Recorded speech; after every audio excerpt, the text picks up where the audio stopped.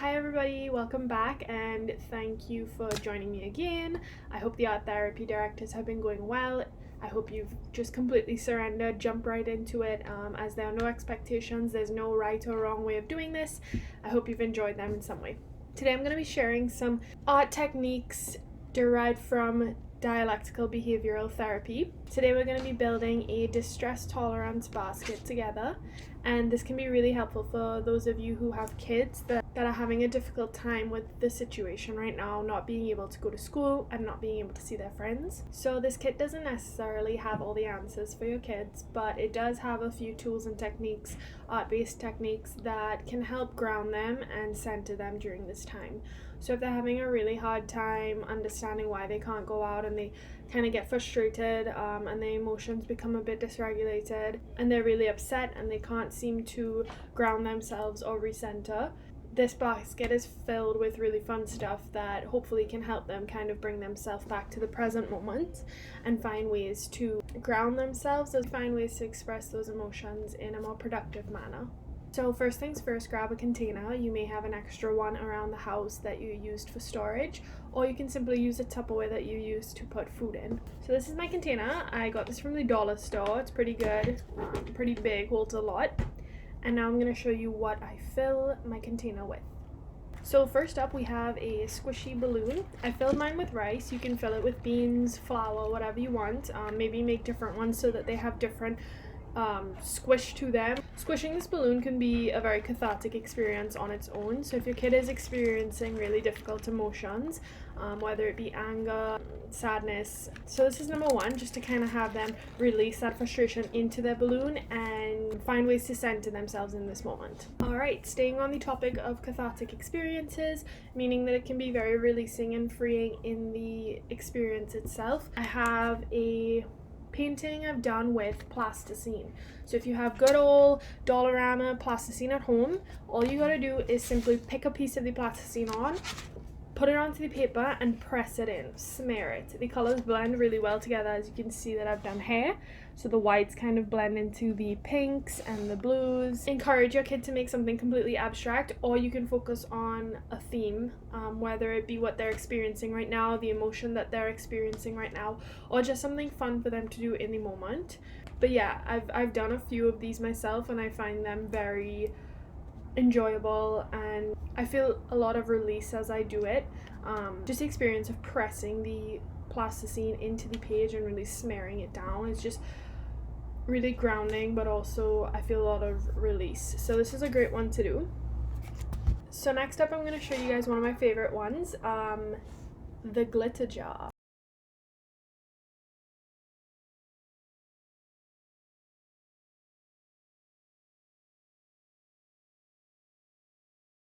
So this glitter jar is really great for grounding your kids and allowing them to kind of focus on the present moment. It helps our minds calm all the constant chatter going on, whether it's about past or future experiences.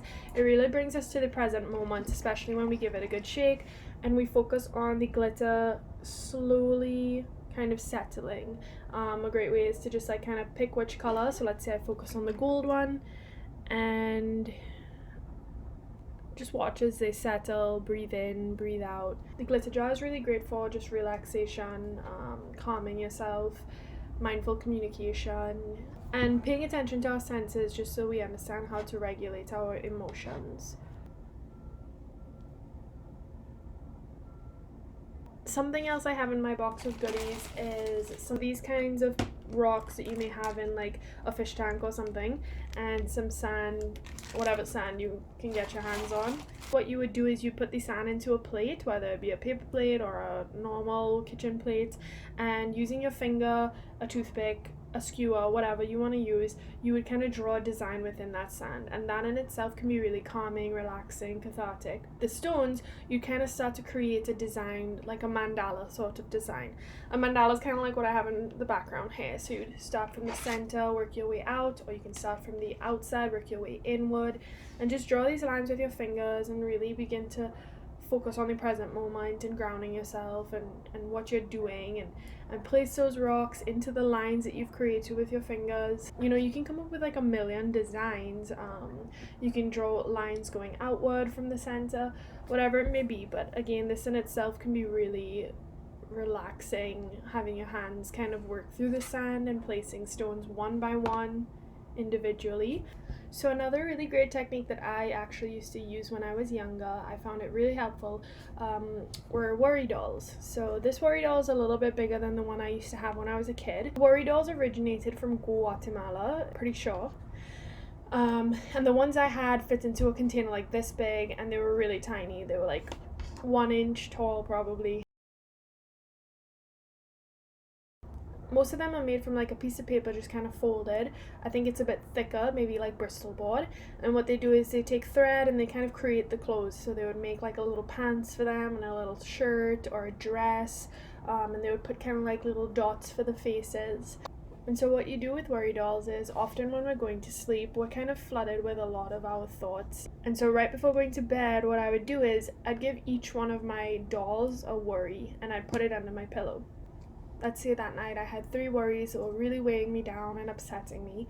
I would give each one of my dolls a worry to hold for me for that night. Tell this one doll, you know, I'm really worried about my loved ones getting sick. And I would give that worry doll one of my worries to be responsible for. They hold on to that worry for you. They take care of it for you. You let it go. This one I made with a clothespin. I just simply started with a good old wooden clothespin, and I got some thread and I just kind of like started wrapping it around the clothespin to design. So I used one color to kind of differentiate his pants. I created his upper part. I had googly eyes on him, but they fell off, so I just used a marker to draw. If you don't have thread, you can even just kind of color on each part and just color onto the clothespin to get your little person. Or you can do what I said earlier and you could just kind of like use a piece of paper, wrap some like thread around it and create like a tiny little person. Really they're just supposed to look like a little person. Keep them in a little jar if you can. If you or your loved ones are struggling with anxiety, another great grounding technique would be the 5, 4, 3, 2, 1. So I simply kind of just drew a hand and put each of them on the fingers.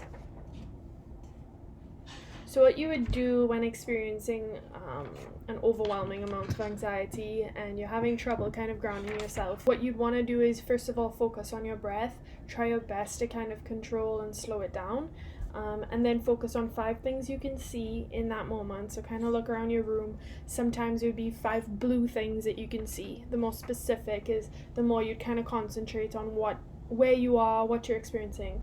So 5 blue things in the room, or just 5 things you see. Name them. 4 things you can physically touch. Your pillow, your hair, whatever it may be. 3 things that you hear. So anything around in your environment, whether it's water running, cars passing, birds chirping. 2 things that you can smell.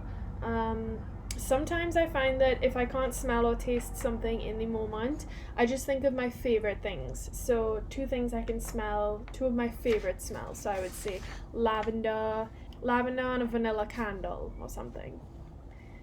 And 1 thing you can taste. If you can't taste your coffee that you drank in the morning or your toothpaste because you just brush your teeth, again, just think of your favorite thing to taste. So mine might be chocolate ice cream. And so you can do this just simply by drawing it out as a reminder, so that when you're having that great amount of anxiety, this hand would kind of pop up and you'd remember to kind of slow down and do 5, 4, 3, 2, 1. Or another way to do it and kind of make it fun for your kids is to make a little booklet, a senses booklet. So what you would do is you would just cut up a few squares of paper and you'd make a little booklet, bind it on the side, and do the senses. So do touch, taste, smell, sight, that sort of thing. Again, you can have them focus on their favorite things. So help them make a little book and do like, what's your favorite thing to taste? What's your favorite thing to touch? What's your favorite thing to smell? And that way you can have a little booklet in your distress tolerance basket. And so when they're experiencing a lot of anxiety or frustration, they can pull it out and they can kind of just look through it and remind themselves of, oh, what does lavender smell like? So that's just another great one to practice grounding and centering ourselves. I've heard of some baskets containing things also to smell, so they would have like dry lavender in the basket or essential oils, so I often like have them in the basket or just on my bedside table. Sage has these really great like roll-on ones, so you can just open it up. Another thing that some people have in their baskets are things like sweeties or candy, so you can have like a mint in yours, you can have like a Jolly Rancher. So basically this basket can kind of contain anything that you believe would help ground your loved ones, or some other things that you may want to throw into your basket would be like a feather for them to kind of, some things of different texture so that they can really observe them and focus on them and bring themselves back to that moment. This video is really just to share some coping techniques based on dialectical behavioral therapy that may help you or your loved ones in the moment when experiencing a lot of anxiety or stress or sadness, frustration, anger, whatever it may be. These are just a few of many, and as much as I wish I had the answers in terms of what to tell your kids when they become really upset, I don't think there really is an answer. I think what's important is that we don't invalidate what they're feeling and we don't minimize their emotions and what they're feeling.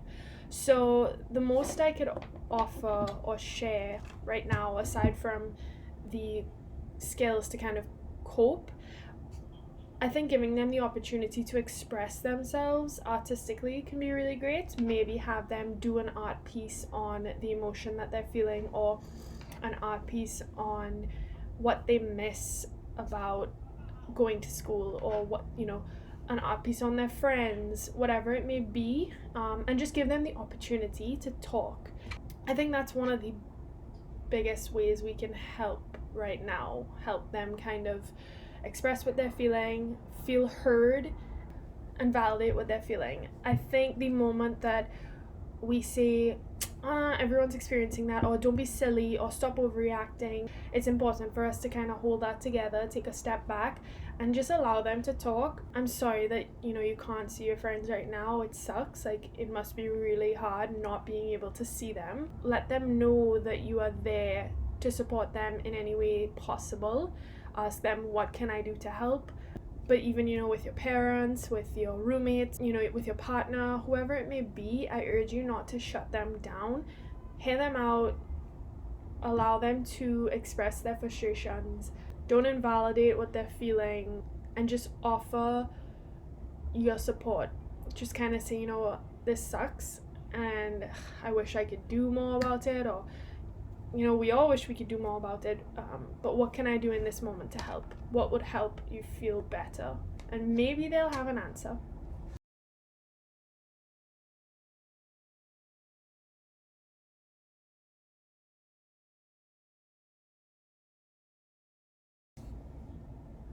So that's it for today. I hope you enjoyed this little video on different coping techniques during this tough time for you, for your loved ones, for the kids, for your partners, whoever it may be. They're just different ways to kind of self-soothe, center, practice grounding ourselves so that we can kind of make sense of what's going on inside, and then have a conversation about it.